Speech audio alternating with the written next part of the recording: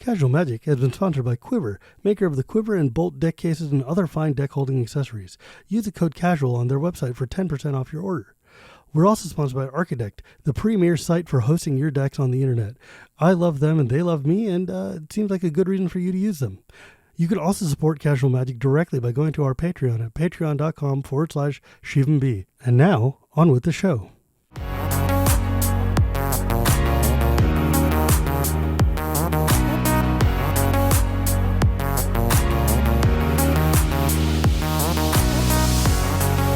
Hello and welcome to Casual Magic, the show where we talk about the fun side of Magic the Gathering. My name is Shivam, Bhatt, and Casual Magic is brought to you by Architect and Quiver and by my patrons at patreon.com/ShivamB.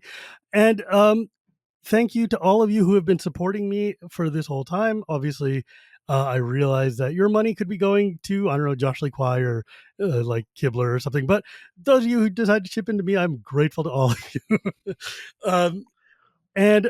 You may be hearing a new theme song very soon because I'm tired of YouTube sending me like stupid notifications to take down my videos because my theme is triggering some copyright crap, even though it's a free track, damn it. So if I have edited by now, then cool. And if not, foreshadowing. So today I'm very, very excited because I have a really cool dude who's brand new-ish to Magic, like maybe a year or 2 years, but very, very big in the esports and like League of Legends scene. Travis Gafford, who is like, just, I've seen you on YouTube and I've seen you on Twitch a bunch, and I don't even follow League. So I'm like, oh, this is cool.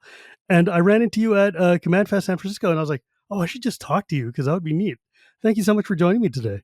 Yeah, really excited to be here. Definitely relatively new to Magic. It's funny in most places and most hobbies, if you've been doing something for 2 years, it's you're not new at all. And I think in Magic, I've been doing this for 2 years now, and I am a fresh face to everyone in the space. So, I mean, think about it in comparison to this. I've been playing Magic since 1995. No, I know. I know so many people. I know you mentioned Kibler at the start of this. I've known him for a decade, now, and he goes back, decades before that in Magic. Right. So it's a funny situation for sure. Kibler's a weird one because he's also one of the literal best to ever play the game. Yes. Well, he's in the actual Hall of Fame. I mean, what's funny was I first met him at PAX in 2014. So yeah, about a decade now. And the first thing we started talking about was the World of Warcraft trading card game, which was the only trading card game I had played before I got into Magic. And I loved that game. And he worked as a designer on it. And I told him at the time, this was a decade ago, that I thought the WoW trading card game was so much better than Magic. And here I am now. I've done his show now. I see him at a ton of events. We're all playing Magic. It's great. Yeah, and the irony is, of course, the WoW TCG doesn't exist anymore. Magic is still just chugging. True. Like, it is a very slow and steady train that just kind of doesn't stop and does the same old crap over and over again. Yeah. But I'm very curious though, because like one of the things I do is I'm also one of the people who helps run the Commander format, which is the most popular red play. And also that means that as part of my role as like a liaison with the community and such is to try to understand how people get into Magic and like what brings them in, especially nowadays in like 2024 or whatever, when we've got like 300,000 video games to play.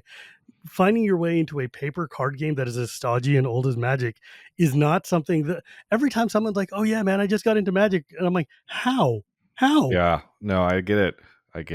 Like, I mean, how did you even, like, playing WoW 10 years ago doesn't bring you to Magic now. How did you get here? So I'd played the WoW TCG, and then I'd played a variety of mobile card games, Hearthstone, obviously, Slay the Spire, etc.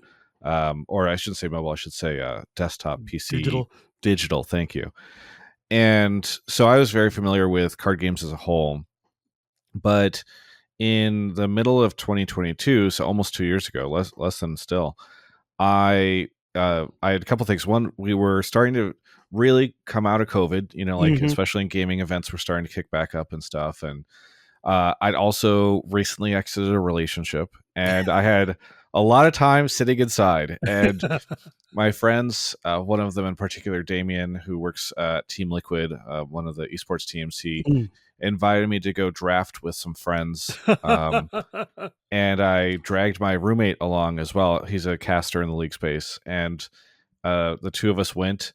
And this is one of the funny things, is that I sat down and I'm like, okay, I'm familiar with the concept of drafting. I drafted in the WoW TCG a decade before. Sure. And halfway through the draft, I found out that we were drafting something called Commander, and that we were playing a set called Baldur's Gate. Oh, no. And that we would be playing a 4-person free-for-all format I had never heard of before. And all my times exploring digital card games and all that stuff, I'd never heard of a 4-person way of playing card games. And so, yeah, my introduction was the first thing I drafted was the Baldur's Gate set in the summer of 2022, which is just a really strange way to get introduced to Magic, because you're both getting introduced to Limited and Commander at the same time. That is so weird. And especially if you're in the middle of the draft and you don't understand you're supposed to draft a commander and then build your deck around it, you're going to be like, what? My cards no longer work. Yes. What am I doing? So I found out that I needed a legendary creature to be my commander, and they had not, they had said it, but I was getting bombarded with a bunch of stuff and the set mechanics and all that stuff. And so, yeah, I had to quickly figure that whole situation out, which was very fun. But I did win the first game. Nice. Because halfway through, when I'd realized it was a situation where we were playing this commander thing, they gave me the draft archetype card that comes in the boxes, and I saw this thing called Initiative, and I was like, that seems pretty good. Why don't I try to build that deck? And would later find out Initiative, quite the strong mechanic. It is broken in half, and also delightful and fun. So. Yes. Well, I enjoyed it so much. A year after I'd built that, or after I'd done my first draft, I went back and built a dungeon speedrun commander deck where you're just trying to initiative and flicker and go into the venture to the dungeon over and over and over again. So who's your commander for that? It is, hey God, while I'm answering this, I'm just gonna go ahead and look it up, because I think it's Pakal. No, that's the LCI one. It's this one that double triggers your Rashid or something. Oh, it's a Hama Pashar. Ruin Seeker. Hama Pashar, yes, okay. Yes, and so she double triggers your dungeons, and that gets real disgusting real quickly. Yeah. Man, Baldur's Gate was such a fun set too. It was really well made and really well balanced, and had a lot of just neat cards. Fun, and then so funny that then a year later I played the video game version of Baldur's Gate and really loved it as well. So it's just, that set is just wild in my life for multiple reasons, One of the wild things about Baldur's Gate, especially, is that they meant to put it out day and date with the game, but the game is delayed. Yes. And the video game can get delayed. The card game cannot, because printers got to print and sure, you've got schedules and stuff. And so everybody's like, I don't know any of the characters or what the hell's going on.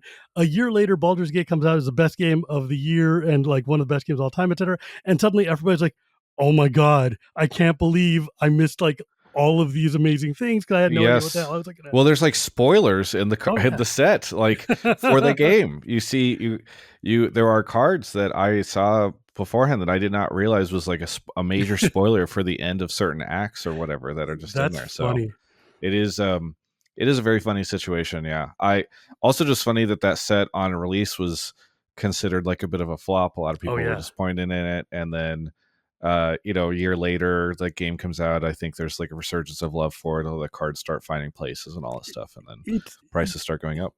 Baldur's Gate is one of my pet sets, so I'm just like, because I've been on the track of like, dude, you guys don't understand. There's cards in here that are going to be like forever staples in Magic for a very long time. But everyone's like, oh, it doesn't have Dockside. It doesn't have these and that expensive cards. This is garbage, and I hate it forever. And I'm like, they named it wrong. They called it Commander Legends, which gave everybody the wrong idea. And then the set was awful forever. But it turns out, no, it's actually just a straight banger. 100%. I just think it's great, and I love drafting it. I have a couple boxes I've set aside so that I can do that eventually again. Same. And it's funny, as to go back to how this conversation started, like getting into Magic through drafting Commander. Drafting Commander has now become one of my favorite ways to play Magic. I really liked, even though it was very expensive, I very liked, much like the Commander Masters set that came out last year. And whenever boxes went down in price on that, I ended up grabbing a couple because I just was really enjoying playing with friends. So Yeah. yeah, I think it's really fun. For me, like drafting Commander and playing sealed box Commander, which are both like very extravagant things to do, are just the most fun because you've got a limited pool of cards to work with. You're building a deck, and it gets the power level is capped, right? By Yes. like did you play in the thing they did at Command Fest in San Francisco where they gave you like 3 cards to start your sealed pool, and then you Yes. drafted packs, the Chaos We Commander were ones? both in that, I think, where Yeah, yeah, I think we got 2 Commander Masters set boosters or something, and then yeah, did a draft afterwards. Yeah, that was that was quite so much fun. fun. I was just in Command Fest Vancouver, and I signed up for a Chaos Commander sealed, where they gave you a bunch of different packs from like Ravnica yeah, was it Ravnica Remastered. There was like Commander Masters, there was Baldur Gate, all this stuff. I did not realize this is Canadians, I guess, love their 1v1 formats for Commander, because I did not realize it was a 1v1 thing Oh until no. right before the event started. I still actually really enjoyed it. It was my first time playing a kind of 1v1 style Commander situation, and had a lot of fun with that. So yeah, I think there's really something to, and I wonder if it will grow over time, this like limited Commander format. So Wizard would really like it too because that gets people to yes, buy packs. it does. It does. Yeah. Yeah, I mean, it seems like maybe they're going to be a little gun shy about it, because I know the last 2 times they've done it, it didn't go as well. But I think, so It's just so unfortunate much circumstances both fun times. though. It's like honestly, like if you go to like a MagicCon or something like that, there there are some of the most fun events are just being able to like play limited drafting commander games and free for all multiplayer like that. Like Gavin runs this thing called Gavin's Unknown Event, which is basically Yes. you're putting together the decks out of sealed pools and then playing brawl with each other, making like 60 card commander decks. It's delightful. It is so much fun to play. Have you Yeah. been to MagicCon? I have gone to MagicCon. I went to Vegas last year and Mm, really liked it. yeah, it's a So good time. yeah, yeah, it's very funny. So I not to be a negative Nancy or anything like that, but it's very funny because I went to that event, I think, expecting a little more, because I've gone to I've gone to so many, working in the games industry for so Yeah, long. I've gone to so many publisher run or game like studio run BlizzCons and things. events, yeah, BlizzCons, etc. And so I walked into that event expecting this to be this big, extravagant, very like experiential situation, and you walk in and it's I thought it met like the very basic baselines for what I would expect them to do. And talking to other people, they're like, "Yeah, we finally have our You have our no MagicCon, etc." idea. This is what I learned later, was that apparently I'd missed out on some really rough ones Like previously, decades worth of really rough ones. I and mean, so think that's about it, what's dude. funny. Yeah, Before Magic Cons, we used to go to like these empty convention halls and they'd have like the picnic tables and metal chairs set up and there would just be like tournament and there's nothing, no frills, like yeah. maybe a couple of booths of dealers. Like what we have at Magic Con now is like it's quaint compared to any other con, but like compared to what we have, it's like moving from your like a hovel made out of twigs into like an actual house. It's like holy crap! I've got lights, I get it. I get, and hey, having lights running is a water. great thing, but I like, there's a couple things. Like, one, I went to the Chicago event as Mm, well earlier this year, and I was really disappointed that there was like not there was like lacking places to play. Like they had oversold the event, I think, and so there was not enough they space. definitely had. And then, looking at it now, there are events that are happening at MagicCon Chicago, which is 6 months away from now, that are already sold out. And it's kind of surprising to me that they have not found a better way, because like I mean, they could make more money if they could compensate for all this stuff, right? And so, um, Boy, howdy. yeah, yeah, not to open a can of worms, but it like it is it has been very fun to enter the Magic space, because I really like to analyze and think about the esports side, and the way Yeah. that, especially Riot Games, who makes League, which I cover, how they approach a lot of these things. And so going into a completely different space and just seeing things that I think Wizards nails it on, and other things where I'm like, wait, this is so basic. Like, how are they struggling with this? It is very interesting. As someone else who's also in the games industry for a long time, there are things that Wizard does because there's an insular culture there of people who go work at WotC and then never leave or Yeah. like don't come back from other jobs, or like Mark Rosewater's been there for like 30 years or something like that. Like all the people there have been there for a very long time, and they don't understand necessarily the grander culture of what's going on in other games and in other companies and in other spaces outside of Magic, because Magic's been profitable and just trekking for 1,000 years, right? So they have Sure. no reason to like change what they're doing, and all the rest of us are sitting here going like, guys, like we have engines now. We don't need to have horse-driven carts. It's okay. We Well, can drive. and I don't know how inside baseball you get on your show, but like one of the things that is so funny to compare Riot and Wizards on is Riot, to their detriment, often wants to do everything in house. Like Yes. they work with so few third parties. They often will reinvent the wheel rather than just like partnering with a group that already knows how to do something. Yep. And oftentimes things just don't get released, or things get super delayed because they have to go in and basically start up this entire business unit inside the company. And Wizards seems to just really love outsourcing all this stuff, right? Like I think it's maybe even easy for them to shrug on some of the stuff that happens with Magicons, because they're mostly run by like this group of like Reed Right. Pop and Yes. and And Out Loud and other people like yeah, that. all these different companies. And so it's their show but kind of not their show, so it's just That is, interesting. I think you've hit it the nail on the head. Is which is exactly that cultural clash, which is like WotC. They will design the cards in house, but everything else, from video games to like cons to promos to Distribution. even distribution or like Yeah. different regions, they're all just some, like, almost none of it's in house, and it's wild to me that these guys would just not want to have more direct control over some of these things, because it leads to some weird disconnect at events and stuff when you're like, hey, how come these people aren't being allowed in, or how come there's no room, or how come Right. people don't realize, like at the first MagicCon they were trying to charge people to play in the command zone area, and it was like, I already paid money to get here, the whole point is to be able to play. Right. And they quickly backpedaled that and reversed it at the next ones. But it's still like, just these are things that if WotC had been running it themselves, they would know, what do my fans want to do at a con dedicated to Magic. Yes. I don't know. Yeah, But it is strange to see that they can't sort of get some of these basics down, or that they don't want to have, people internally that can just sort of manage just a lot of the stuff. yeah, and I mean, laying off your events team doesn't help that either. So, Well, I mean, 100% like that. By the way, so not to open that can of worms too much, but like it's I look at it, and again, coming from the games industry, any studio who's making record amounts of cash for you, if you're working at one of these companies and you are helping them surpass every record they've ever had, and then it's like, congratulations, everybody, here's some layoffs. You're like, what am I doing? And so I have a lot of respect for the people that do work there, because I understand that oftentimes it is pure passion and love oh that is yeah, doing this, because it's not, whenever I have friends that work at, a tech company, hey, my Nvidia stock is going up every week, why would I ever leave? But for Wizards employees, I think there's oftentimes a lot of good reasons to not yeah. want to stay, and they do. It's again, that's one of the problems though. Like, from having been, I mean, I'm going to be saying this a lot because I'm talking to another game industry insider, but Sure. one of the things I've noticed from like 20 years in the game is that there are always kids who are starry-eyed and desperate to work in video games, and will do so for a pittance until they know better, and then they burn out and leave, and then there'll be a new crop of starry-eyed kids who are just so desperate to work here that they'll work for nothing just because of passion and love of the thing. And I'm like, Yeah. guys, it can be better. It can be Yeah. better, really. But Yeah. yeah, like, it's weird though. Like, if I was Hasbro and I'd be like, oh look, this is the truck that is pulling my moribund business into the future.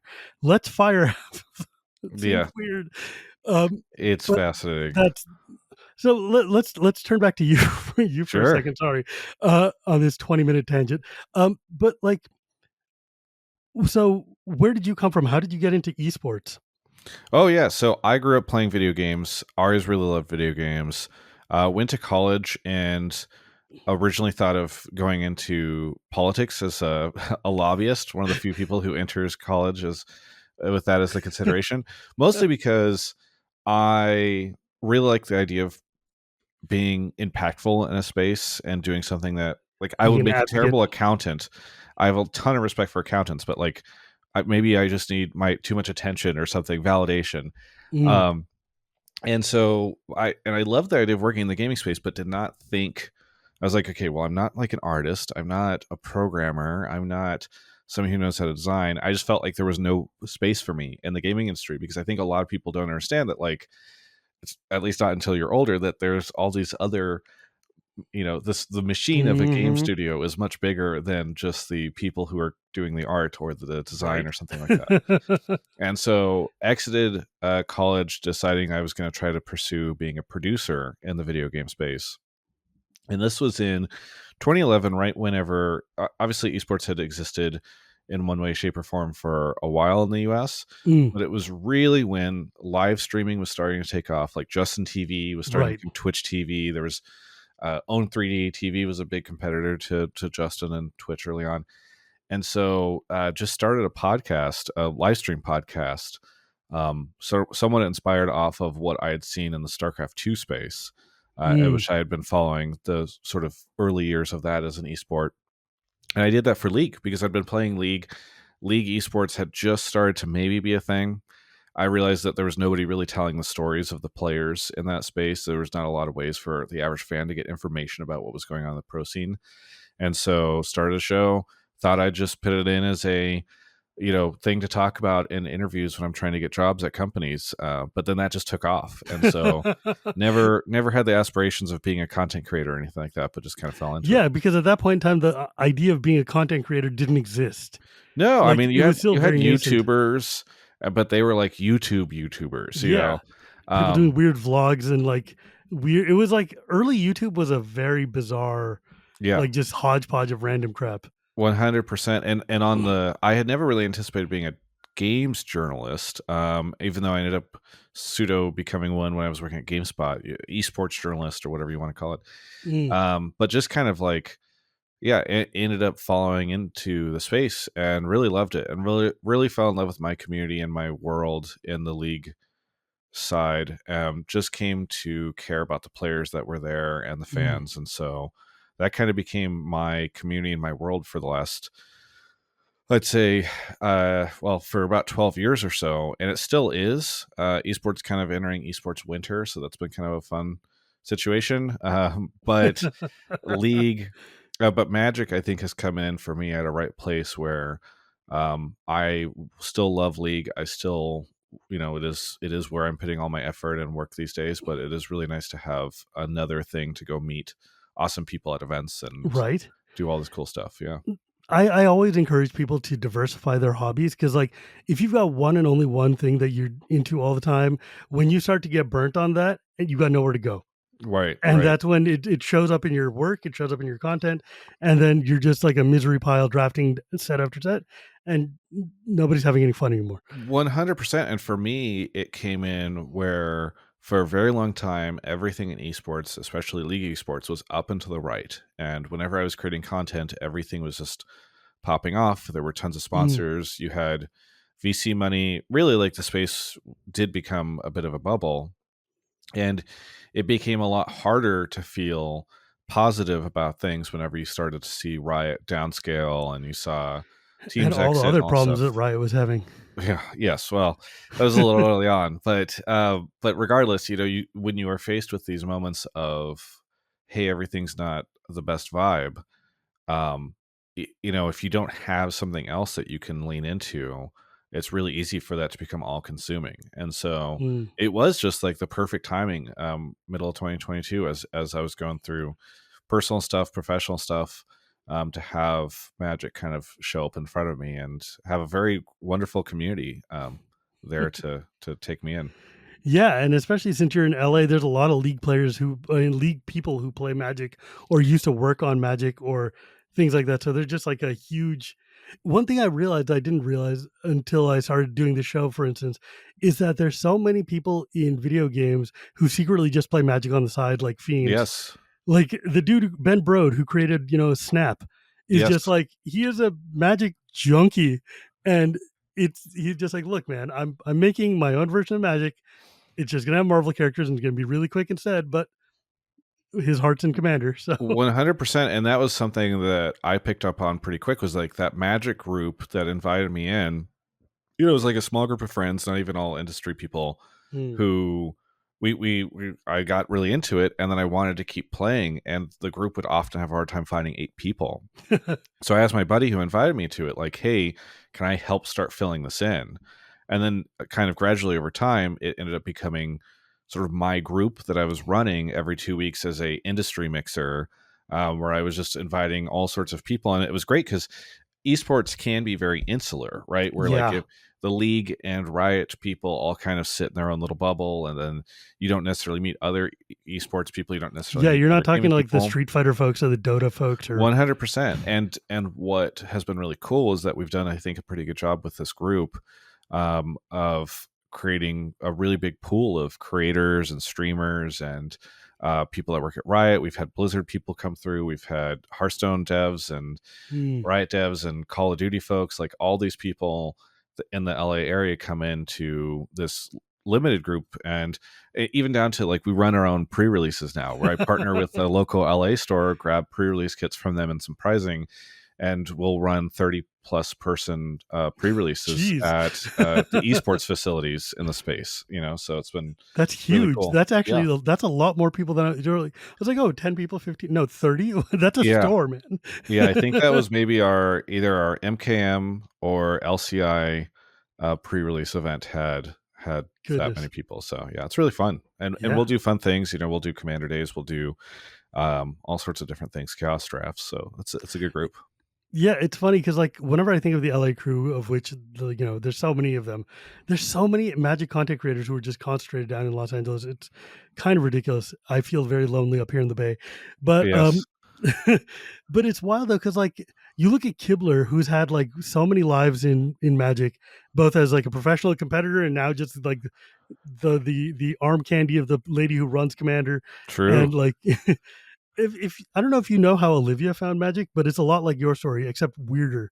She No, I was haven't had a playing. chance to talk to her about it yet. I know she was She working in politics, but yeah. Yeah, she was working in politics in Nevada, but she got invited to play two-headed giant commander. So there's 8-person Oh, pod, and she's sitting with 8 people trying to learn commander while these decks yeah. are all just going. It's like this is like The mind belt. strangest way to get introduced, but honestly probably a good reminder that people get introduced to Magic in just such bizarre ways, So right? many weird ways. So many ways. Sometimes they're just downloading MTG Arena, sometimes a friend is bringing them to like a chaos draft or a cube situation. Like there's just so many different ways that people enter the space. So I'm curious if we can talk a little bit about the nature of esports in general, because I know that's a thing you've, as a person who's been doing League, which is the biggest game. It's first off, I will confess one thing, and then you can make your judgment about me right after that, Sure. which is like Warcraft 3 came out and I was like playing it and I was like, this is stupid. The hero units are so dumb. Why would anybody want these? Like that seems like a dumb way to play. And then I saw Defense of the Ancients came out. I'm like, oh, they took all the fun parts of Warcraft out and just left the hero unit. This isn't going to go Yeah. anywhere. And now Yeah. it's literally the biggest game in the world. No, And I it's mean like, it is funny how that stuff happens. I mean, I also, I got into PC gaming through Brood War and then Warcraft 3, and I played a ton of Dota in high school and in college. mm, And I remember explicitly a buddy of mine who I played Dota with ended up getting an internship with Riot when it was long before League had been released, and I got into the beta of this game, oh, and I was that's like, hot. "Oh man, this weird indie game studio is building this ripoff of Dota." It's just so funny. So yeah, I mean, I don't fault you because I think a lot of people had, nobody could have anticipated how massive this would become. Yeah, because I remember like when my wife and I we used to live in Japan, and in 2005 we went and took a trip to Korea to go vacation, and in Korea, Stark that was like right in the heart of StarCraft mania, Yes. and we would be on the subway and there would be like signs of like Kerrigan says don't litter, and I'm like what the hell, okay, Yeah. and our hotel had 3 channels dedicated to just showing StarCraft matches and like American Warcraft matches, and I was like, Yep. OGN, GSL, all these Korean it's stations. so Yeah. insane to me. And of course, now this is just like, you know, the life we live. Everybody knows this stuff. But when you got like, have you done casting? What do you do within the esports space? So I have not really ever done casting. Casting is hard. It is hard. I live on the other side of this wall. In front of me is my roommate who casts, and I have a ton of respect for him for doing it because it is tough. I've always tried to be the sort of third party coverage person, the storyteller, Mm, interviewing a lot of the players. I think especially early on in my career, I was especially known for doing a lot of interviews, for hosting shows that had kind of panel discussions about what was happening in the space, kind of akin to like what MTG Goldfish does in yes. with their shows in Magic, and going explicitly to all these different events in the U.S. and internationally and covering them on the ground. So I really was kind of like a sports journalist Mm. slash podcast host type thing. Discovering Um, the teams and players that are doing things and finding out right, what's going right. on. And And then providing a lot of commentary on Riot Games and how they mm, were operating the sport, and covering their controversies in the esports space, and providing opinions and all that type of stuff on all that. So that's really been the majority of my content over the past uh 13 or so years. goodness. Yeah. So yeah, because like I saw you had like a million. When I was doing my research, I'm like, oh, this guy's archive is infinitely long. Yes, I've been doing it's so funny, like when I first got into Magic, one of the things I did was just binge watch all this like Tolarian Community College YouTube channel stuff, right? And it was very impressive because Prof has dedicated so much of his content career to Magic and creating all these great videos and stuff. And it actually was really nice for me to be able to get a lot of context on everything that's happened in the Magic space in the last decade. Yeah, his Um, earliest videos, I helped him do because we came together in the same store and in the same area before he became oh yeah, he was prof. in the Bay Area. Yeah, Yes, he used to yes. live right here, and like we came up in the same store, same pre-release when we came back to Magic. So we've been friends for a E- very long time, and But the only seeing his reason I stuff, have a career is because of him. I mean, it's fantastic. But also watching all his videos made me feel old because it felt like Yeah, he is like such a pillar in the Magic space, and yet my career in esports coverage predates him. yeah, it And does. so it is like bizarre to sometimes think about just how long I've been doing all this. Magic has had such a Magic is one of the reasons I want to talk to you is because of the fact that Magic has tried many times to get into esports and to try to turn itself into an esport, or even just expand its like I said, Magic is a hoary old paper game from the days of paper games, and we were slow on the uptick to get into YouTube. We were slow on the uptick for podcast, for content, for all like streaming and stuff. And then when Wizards, like during pandemic time, tries to make an esport, it failed, Yes.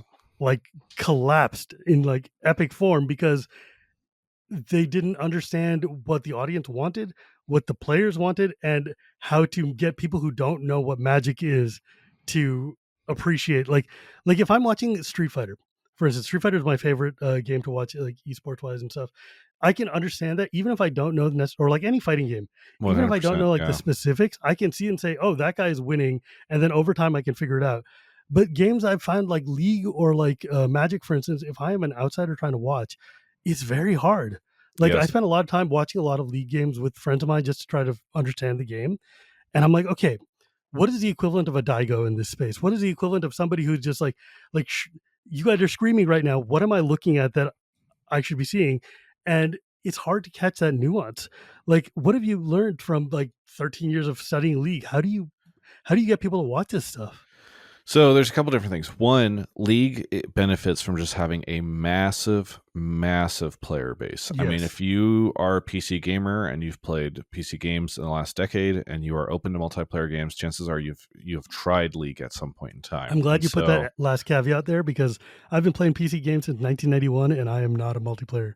well, yeah, exactly. And some people aren't, and some people aren't single player players, right? But like Mm, by and large, the PC gamers who do like competitive games, most of them have tried League stuff. And mm. even today, you see a lot of these very popular streamers that have been opening up League of Legends on Twitch. And like it's funny because it's this game that's been around forever now, but. I think it benefits from the fact that it has a giant pool of people, and once you've played League a decent amount, you even if there's a ton of patches or something, you can tune in, you can understand what the stakes are when you see all 10 players on the map. But the other thing that I think the league did, or the sport did early on, quite frankly, that doesn't do as well these days, and that I think Magic has also somewhat failed at, is establishing very strong personalities and telling those stories. And I Yeah. think like that is not to say that there are not great personalities and that there are not great stories in the Magic space. And I know that like I've talked to other people that have been around for a long time and they can tell you about like this such and such Grand Prix or the time Like that Louis Scott Vargas or John Finkel, yes, whatever. But those are yes, all old exactly. names, right? So like, Exactly. And so but esports, especially early on, was able to buckle in with streaming, and the early streaming personalities, the biggest streamers on these platforms like Twitch, were esports pro players. mm, And we have somewhat seeded, like esports has somewhat seeded that mind share over to like now just full-time streamer personalities like the Ludwigs of the world. hmm um but that I think was part of the reason why esports popped off so hard, was because we did a great job of telling stories of, such and such player got kicked out of his parents' place and now he's crashing on this random guy's couch and he's trying to go pro, and like what's going to happen here. He wants to lift this trophy and he's giving it all. And I don't I and I think it was much I think esports did a great job of connecting those players and those personalities God, to fans. So this is I so think that was a frustrating to huge part of listen it. to because like for decades Magic had that. Magic had like in the pro circuit there were a lot of people like Brian David Marshall and other folks who would do things like tell the stories of these players. Like this dude came up from a store in Copenhagen and became one of the greatest players of all time or whatever, or like, or give you a reason to watch. Like one of the things Cedric Phillips used to do so well when they were running SCG Opens is over the course of the weekend give you storylines, give you reason to follow these people and understand why you should care about watching the personalities, not just the metagame of the cards. And Magic lost sight of that somewhere. And Well, like, well, I think I was just gonna say I think part of the early days, that was what I was doing in the league space, and I was yeah, kind of carrying that alongside a couple other people. But what happened over time was that Riot made this massive investment into content, and so you saw a bunch of documentaries come out where you would actually see long form mm, videos that they could play during this. They spent millions and millions of dollars creating these things. You saw the teams mm, themselves created docu-series that would follow along behind the scenes, and you get all this behind the scenes footage. And so like I'm totally aware that so much of this coverage existed early on in the Magic space, but like from my limited understanding, I don't think Wizards, a difference between Riot and Wizards was that I don't think they made multi-million-dollar investments into no, storytelling they to very much did not. to send cameras to like these guys' homes and record their family interactions and do all Oh this stuff. And I'm God. not saying that would have changed the course of But as of a journalist, that would have been my dream. no, Like, 100%. I Yeah. mean, part of this podcast is even me just finding these stories and sharing them with people. And just like because it irks me that there's so much focus given on like the mechanics of the card game and not on the community of the card game and not on why like for me like every game that we play whatever genre of game it is, like the whole point is the other people you're playing with, right? Like and the Yes. giving people a reason to follow along and like to like for instance Luis Scott Vargas is by far and away the best Magic player who's also the best content creator slash streamer just because he's got the chops and the ability to communicate. A lot of Magic players don't, and a lot of the people who do have the ability to communicate and tell these stories don't have the opportunity to. And I'm just like, we are leaving so much mind share on the table. Well, I'll tell you, I think that, and maybe this is a more grim outlook for like, I don't think esports is going away. I'm not saying that pro Magic is going to die anytime soon, but I Yeah, it do is. think that perhaps the glory days are a little bit behind us 100%. because I think also I'll give you sort of what I've been spending a lot of time thinking about in esports lately. Hmm. As I alluded to earlier, I think streamers do a better job and create a better product than what esports does. Hmm. People really liked early on in esports. You could They would connect so deeply with these competitors, and then you go see them compete on stage, and it was really great. Yeah. Instead, you see streamers every day who are just able to have that constant relationship with their community. And then streamers over the last 6, 7, 8 years have gotten very savvy and have started to do all these collabs. And you see, the offline TVs, the OTKs, all these sort of streamer collectives, creator collectives Mm. working together. And that I think has this network effect on helping to raise awareness of all these individual people. And so really, I think a lot of people feel far more connected to streamers Mm. than they do competitive. Mm. Well, on the Magic side, there's an exact parallel that I have seen, which is I know that Pro Tours and all this stuff used to be far more popular. There's a lot more coverage. But what is the biggest content now in Magic? It's all these commander shows, Right? right? Like, it's actually crazy to me that while I have been in the space, I have seen two separate shows pop up, and get up there with game nights in terms of popularity, and they are different takes, very different takes, but still, essentially, here's four people playing Commander. We're going to edit it in a nice way. We're going to put like the funny jokes in and just showcase the personalities of the players. And I think that to me, and like that content is now the most popular way to watch people It playing sure Magic. is. And so I think that in the same way that esports has diminished somewhat as streamers have created maybe a more compelling product, I do think that like pro Magic has diminished somewhat as these commander shows for many people are a more compelling product. Yeah. And I mean, think about it like this. It's weird because first off, this show is called Casual Magic. I'm one of the people who runs Commander. So like my entire brand is like casual scrub tier magic. I just really enjoy watching professional magic. Yeah. But like I am literally that audience, right? And it's funny because like just to give you an example, in 2015, we went to Grand Prix LA, which was held in like the place where they used to hold all the E3s, Yeah, the Staples Center convention area. center. Yeah. Yeah, so like we were there, and they were doing a GP for Modern, and they're playing, and like the entire room, 3/4 of it is all the Modern players, and in the back we had like us Commander players who had been doing podcasts early on, like the very small handful of content creators were we were like, hey, we're all going to go to LA and we'll hang out and get together and we'll play Commander, it'll be great. And we were in the very back row of the room. And every time we would sit down to play or talk or whatever, the judges would come and be like, we're going to start a draft pod right here. So you guys need to move, Yep. until eventually, literally the entire Commander community was sitting in the food court outside the hall playing games, or on the floor of the hall, because they wouldn't let us play. And then we rioted and like, you know, made Wizards realize that Commander fans are here and have money.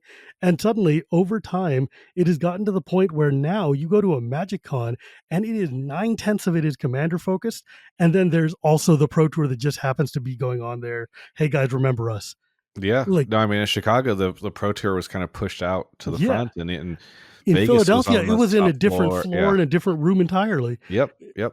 It's funny because like I was talking to Frank Carson, who's a Hall of Famer, a pro guy, and he's like a statistician and a reporter, tells a lot of things about Magic and stuff. And he had been walking around the main floor, and I was like, very different here from the Pro Tour, isn't it? He's like, yeah, at the Pro Tour, nobody is chanting my name the way they are for Josh and Jimmy at the game nights live. And I'm like, they sure 100%. aren't. No, and I think like there is, I think we are only in the early days of what these commander shows will be, and what commander content will be, because I think it It's does such a good job of showcasing, of mixing personalities with fun gaming moments and all that stuff. yeah, I think in a lot of ways like that, it's crazy to say, but in a lot of ways that is, the early days of esports. yeah. I think a lot about the word esport, and we got so caught up.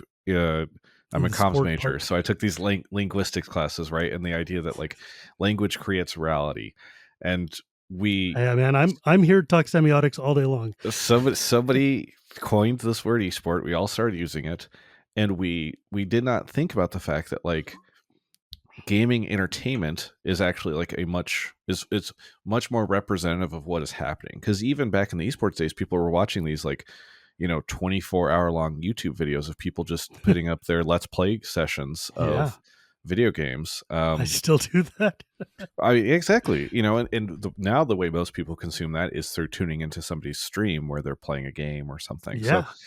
so like I think we just got a little uh narrow minded on what watching people interact through the lens of video games could be, and we hyper focused on the sport element.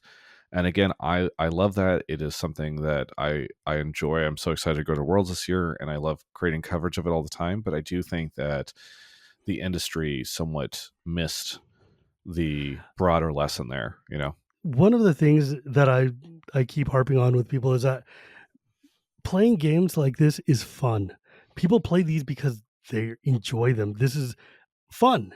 And when you look at like pro Magic or like pro video games and stuff, and you just see very stiff, very angry, or very focused looking people who are just like no emotion and just like, especially even if you're watching StarCraft or something and there's like no movement because their hands are doing all the things and they're just staring.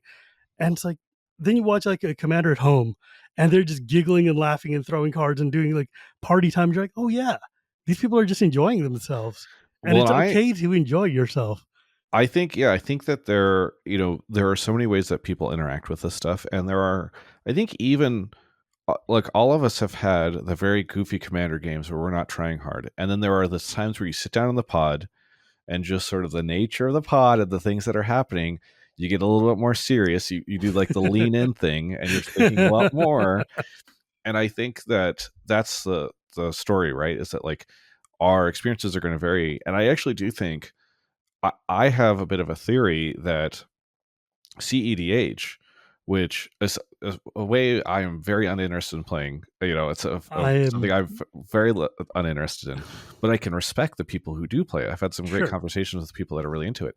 And I wonder if that will be a much bigger content piece in the future as people have this kind of pipeline of getting into Commander, watching these casual Commander shows, et cetera, et cetera. And then if you get to a point where it's like, okay, what is the crazy, as you say, like the frowny, frustrated looks, I think people Where's will the be interested sweaty to see. magic at?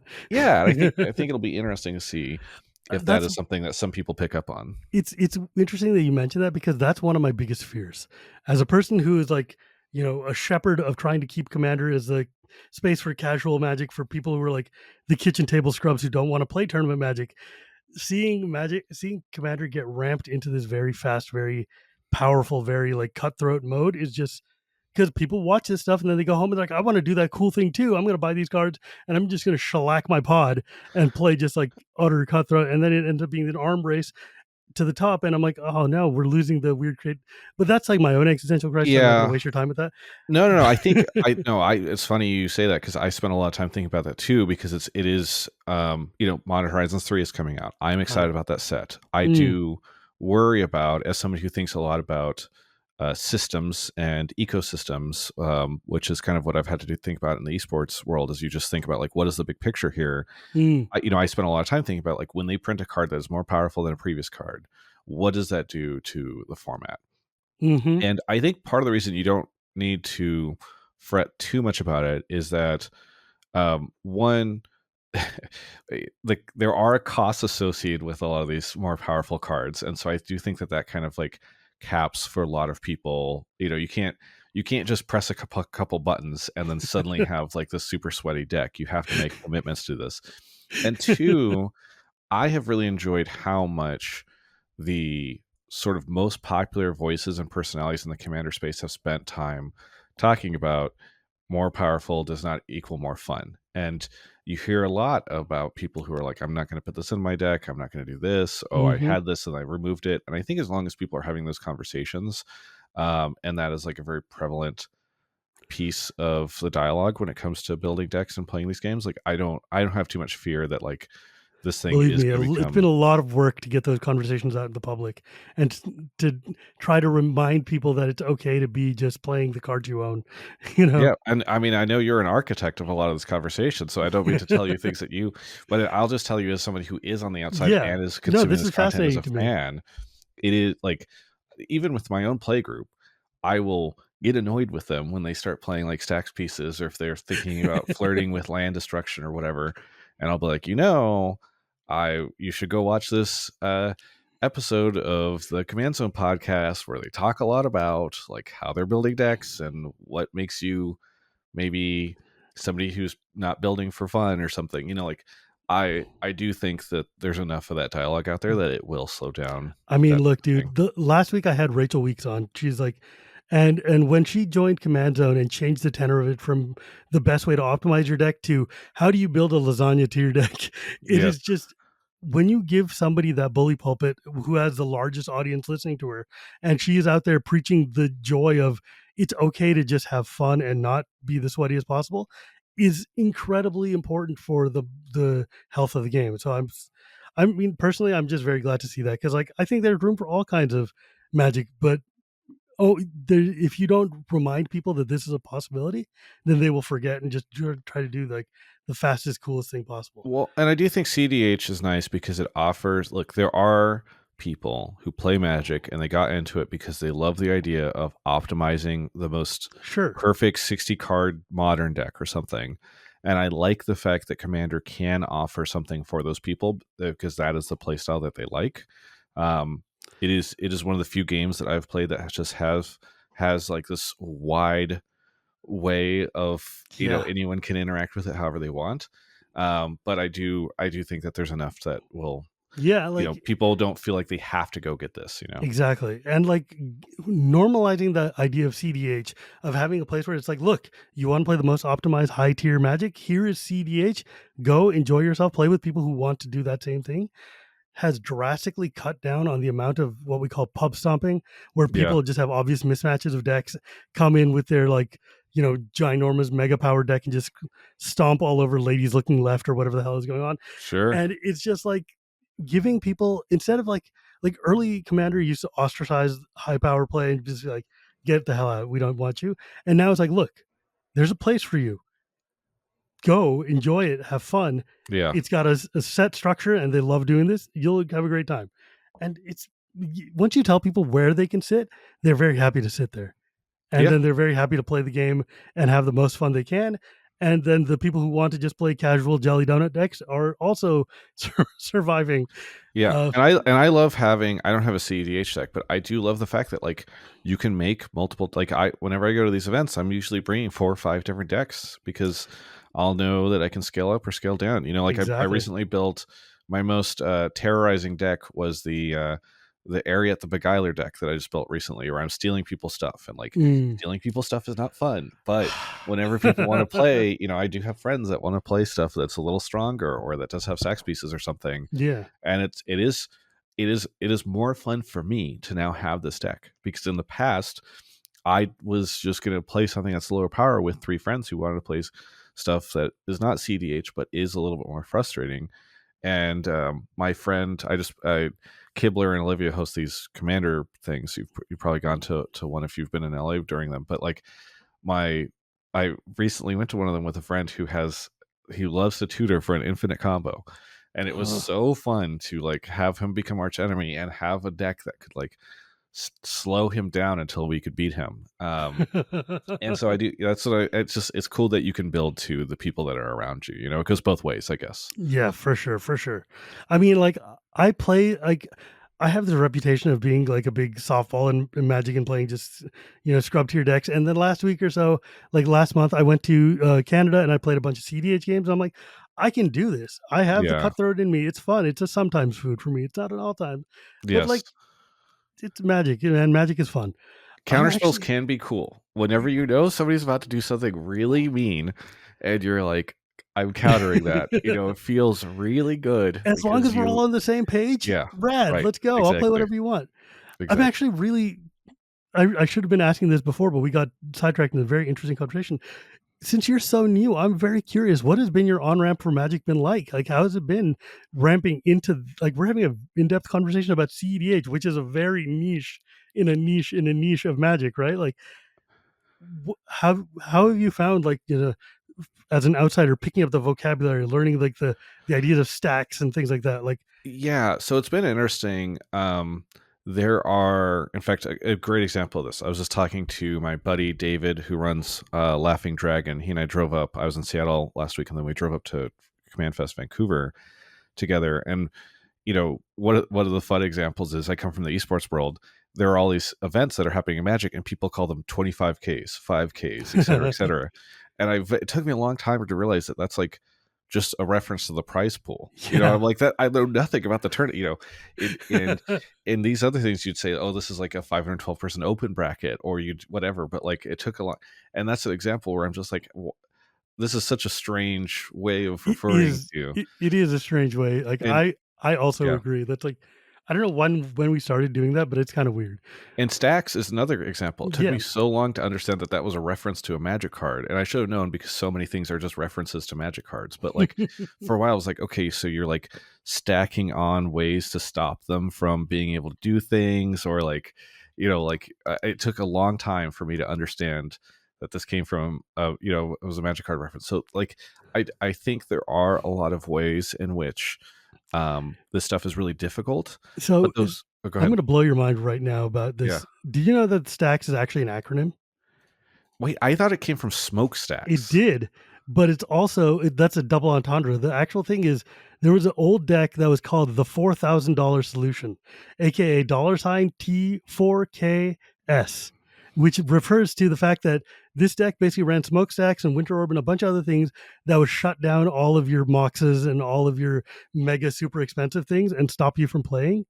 And because it also had smokestacks and the acronym was $T, it Yeah. became stacks See, this because is what I'm magic is talking about. stupid. That's It why. goes deeper and deeper. Every time I think I understand it, it's not. League Esports has similar stuff, but it is whenever you're getting into a space that has 3 decades of history, like it is tough. I think that hate bears is another thing. You're like, what the heck Sure. is Yeah. a What the hate fuck does bear? that mean? Um, Oh, whoops. but I think what really helped was just okay. So with regards to my onboarding, one it was just really great to watch a ton of content. Like between all the commander shows, between like this catalog of content on the professor's channel, just sitting there watching all this stuff. It was like I was passively just like Absorbing. Neo in the Matrix, just downloading all of this into my brain as quickly as possible. And so that I think really did help with the onboarding. And then the two other things that really helped were I had some friends that played Magic, and then one thing that I have been pretty good at is like cheesing my status in esports into letting me get into other cool spaces that I'm passionate about. So like Brandon Sanderson, who hilariously also into Magic, I was a huge fan and have been for a long time of his books Yeah. If you when check out the back then. Stormlight Archive books and open up to the front page, you might find a familiar name in the beta readers. Oh, okay. Well, yeah. I guess. Have you played his cube yet? Is I that have not, but I have played Magic. I've drafted with Sanderson before, back when he was still writing the Wheel of Time books, and he kicked my ass okay? real Yeah. bad. So see how this is all linked together. It's so funny. I mean, so I met before I was doing Magic. I did some content with him, and I sort of wormed my way into that. And a similar thing happened whenever I got into Magic. Is okay. Wait, I do know Brian. I do know.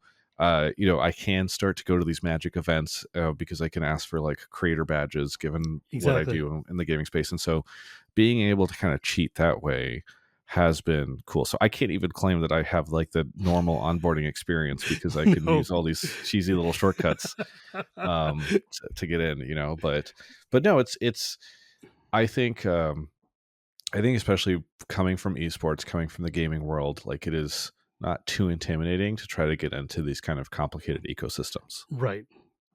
Yeah, I think it's like once you know the art of learning to play a game, you can learn to play any game. 100%. Yeah. Man, very cool. This has been a fascinating discussion because like you have a lot of it. It's always interesting for me personally to learn what it looks like from the outside because I'm someone so deeply ingrained in Magic. Sometimes I take for granted the things I see, and I'm like, what am I looking at? And it's getting somebody who's from the outside looking in gives me a different perspective on like, oh, what does this game look like? And yeah, this conversation might be a little bit more inside baseball than normally, but it doesn't matter because I really love doing these Which is things. so funny, right? That I'm an Yeah. outsider and yet we have these inside baseball conversations. I I love it, man. I mean, the experience you get to have talking to me, I think, is one of the things I have loved about coming into the space and talking to folks like you, because it is like you're going to a new city or a new country where I have a lot of understandings of Mm, how things work in my space, but getting to talk to creators in this exactly. Magic space and comparing and contrasting, it's so fun. I love it. I love it so much. And like, I mean, 229 episodes in, my audience knows what they're getting when they listen to the show. It's fine. Um, but this has been a lovely conversation. Thank you so much, man. Um, I really hope we get a chance to play together sometime. I know we didn't get to at the Command Fest, but if Laughing Dragon keeps doing these, I'm going to keep going to them. So we Oh, will. I'll be in Tacoma next month. I'm going to DreamHack soon. I I go to too many Magic events these days, so I'm sure we'll see each other soon. If you end up in Vegas, let me know. We'll hang out. Yeah. But if folks wanted to find you or check out yourself, where could they go? Oh, almost everything is just under my name at Travis Gafford. If they do a search, they'll see my Twitter and YouTube and all that stuff. I have actually, for those that are interested, last year I did a video on my YouTube channel about how I got into Magic and what I like about it. And so it's kind of a I enjoyed watching that this morning. I was like, yeah, cool. It's like a little 15-minute blast on my journey into it, because I think my community was probably tired of hearing me talk about it so much without giving any context. So I just uploaded that last year. That's fantastic. Yeah. And as always, my friends, you can find me at Gearpuri Gears. You can find this podcast anywhere podcasts are told, or at YouTube every Tuesday, thanks to my editor, Dan. You can also hear me on Shivam and Wheeler Love Magic, where me and my friend Ben Wheeler sit and go through every single set in the history of Magic, one set at a time, through the lens of casual and commander play, and just talk for like 3 hours at a go about like how much we love every card in the set. It is maybe one of the most fun things I get to do. And also the Chronicles of Dragonlance, my monthly podcast where me and my friend John sit and talk about Dragonlance novels. But remember, my friends, it's not Magic without the gathering, and we'll see you next time.